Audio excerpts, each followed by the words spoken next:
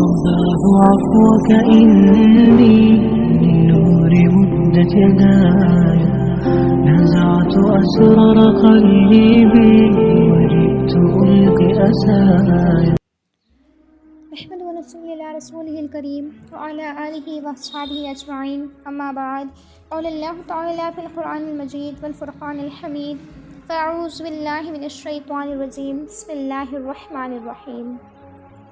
شهر رمضان الذي أنزل فيه القرآن هدى للناس وبينات من الهدى والفرقان. رمضان وہ مہینہ ہے جس میں قرآن نازل کیا گیا، جو انسانوں کے لیے سراسر ہدایت ہے اور ایسی واضح تعلیمات پر مشتمل ہے جو راہ راست دکھانے والی اور حق و باطل کا فرق کھول کر رکھ دینے والی ہے۔ بحوالہ سورۃ البقرہ آیت نمبر 185۔ رمضان المبارک اسلامی سال کا 9واں مہینہ ہے۔ یہ مہینہ اللہ تعالیٰ کی رحمتوں، برکتوں، کامیابیوں اور کامرانیوں کا مہینہ ہے۔ شہر رمضان اپنی عظمت و برکت، رحمت و مغفرت، فضیلت و اہمیت اور افادیت کے اعتبار سے دوسرے تمام مہینوں سے ممتاز ہے۔ یہی وہ مہینہ ہے جس میں اللہ تعالیٰ کی آخری آسمانی کتاب قرآن مجید کا نزول ہوا۔ ارشاد الہی ہے: شہر رمضان الذی انزل فیہ القرآن۔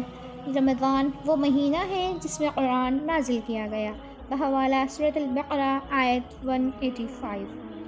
رمضان المبارک کی فضیلت و اہمیت کے متعلق حضور اکرم صلی اللہ علیہ وسلم نے کچھ اس طرح بیان کیا ہے: جب ماہ رمضان آتا ہے تو جنت کے دروازے کھول دیے جاتے ہیں اور جہنم کے دروازے بند کر دیے جاتے ہیں اور شیاطین کو جکڑ دیا جاتا ہے تاکہ بندے اس کی گمراہی سے محفوظ رہیں۔ عزیز سامعین اکرام، ہم تمام اس بات سے بخوبی واقف ہیں کہ رمضان المبارک ایک بہت ہی بابرکت مہینہ ہے۔ رمضان المبارک الحمدللہ اپنی تمام انوار و برکات لے کر ہم تمام پر سایہ فکن ہیں۔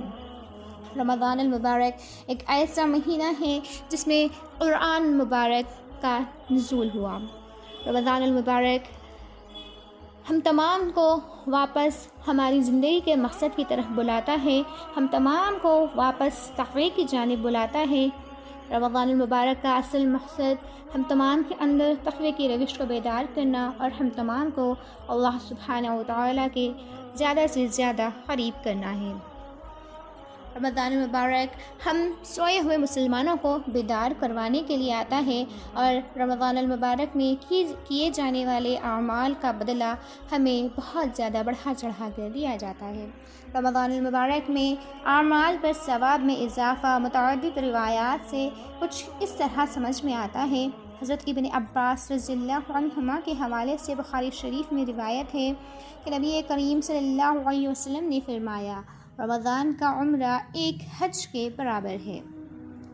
اس حدیث سے معلوم ہوتا ہے کہ رمضان المبارک ایک ایسا عظیم الشان مہینہ ہے کہ اس میں عمرہ جو کہ ایک نفلی عمل ہے اس کا اجر بڑھا کر ایک فرض عمل یعنی حج کے برابر کر دیا جاتا ہے۔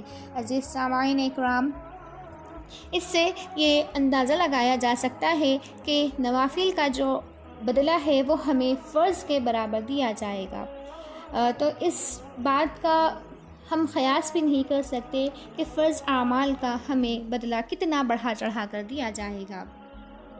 لہٰذا رمضان میں جہاں تک ممکن ہو سکے تمام فرائض کی پابندی کریں اور اسی کے ساتھ ساتھ نوافل کا زیادہ سے زیادہ اہتمام کریں۔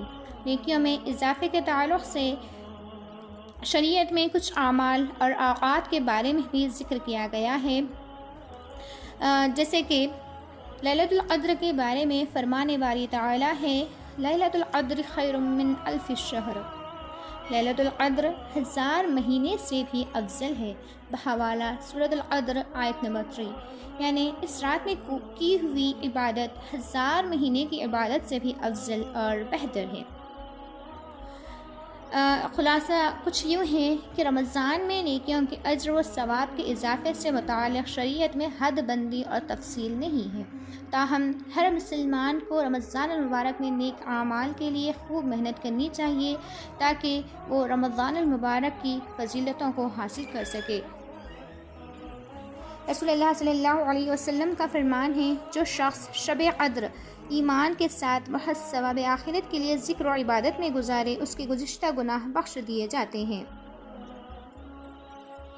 حضور اکرم صلی اللہ علیہ وسلم کا فرمان ہے کہ رمضان المبارک میں شب قدر کو رمضان کے آخری عشرے کی تاخ راتوں میں تلاش کریں، بحوالہ صحیح بخاری۔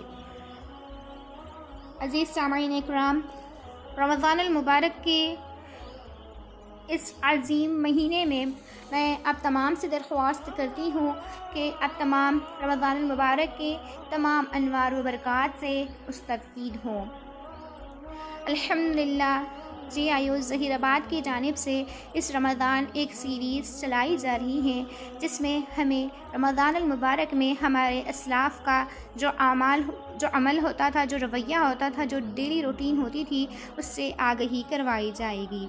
آپ تمام سے گزارش ہے کہ آپ تمام ان سیریز سے جڑے رہیں۔ انشاءاللہ اگلے ایپیسوڈز میں رمضان المبارک میں اسلاف کا کیا رد عمل ہوا کرتا تھا، اس کے بارے میں آپ تمام کے سارے میں باتیں رکھی جائیں گی۔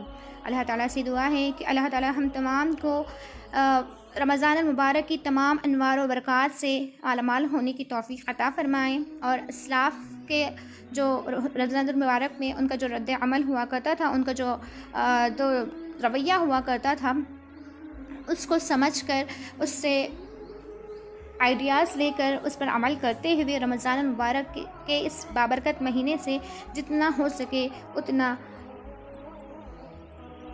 استفادہ حاصل کر سکیں۔ آمین۔ السلام علیکم ورحمۃ